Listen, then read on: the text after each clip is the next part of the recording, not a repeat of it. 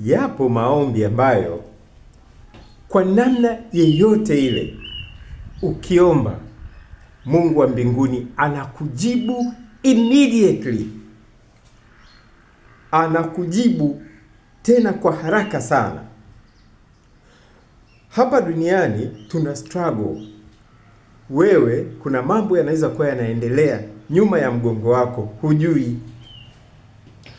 Unaweza kuwa unaishi na mtu, anaweza kuwa mume wako au mke wako, lakini yapo mambo ambayo yanaendelea ndani ya nyumba yako, wewe huyajui. Kazini hivyo hivyo, kunaweza kuwa na mambo yanayoendelea nyuma yako, wewe huyajui. Yupo rafiki ambaye anaweza kuwa rafiki wa kweli sana, tena rafiki unamuona ni wa kweli kweli, lakini yapo mahali, zipo sehemu ambazo anakuwa anakuangusha sehemu za msingi na za muhimu sana, na pia vile vile anatoka hapo anakwenda kukuharibia, wewe hujui. Sasa lipo ombi ambalo ukimuomba Mungu kwa dhati kabisa katika moyo wako, Mungu anakujibu haraka. Hebu tusome katika kitabu cha Yohana 8 na fungu la 31 mpaka 32. Anasema, basi Yesu akawaambia wale Wayahudi waliomwamini, ninyi mkikaa katika neno langu, mmekuwa wanafunzi wangu kweli kweli.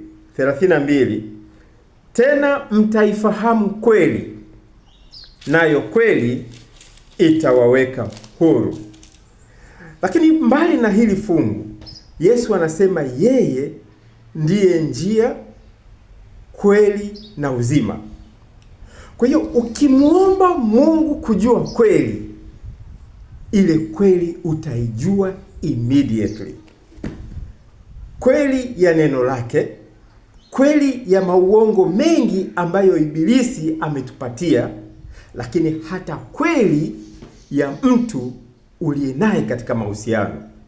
Vijana wanaotafuta wachumba, watu walioko katika ndoa, watu walioko katika makazi, wanafanya kazi, lakini kuna mambo wanaona mbona yanaenda ndivyo sivyo, marafiki, mtaani, mambo yote haya ukimuomba Mungu kwa dhati, Baba, naomba unionyeshe ukweli.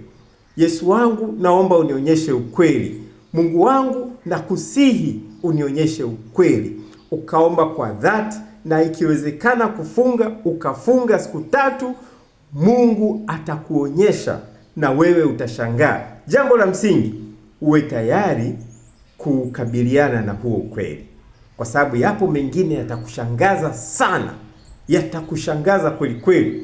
Kwa hiyo unapoomba hivyo, pia omba na nguvu za kuweza kukabiliana na ukweli, na jambo jema ni kwamba Mungu huwa anatoa hizo nguvu.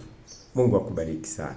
Baba, tunakusihi upate kutuonyesha ukweli tunapotembea katika dunia hii, kwa sababu shetani ameleta mauongo mengi sana, na hata katika mahusiano, hata mahali mbalimbali. Mungu wa mbinguni, yapo mambo yanayoendelea nyuma yetu na sisi hatujui, tena kwa watu ambao tunawaamini sana.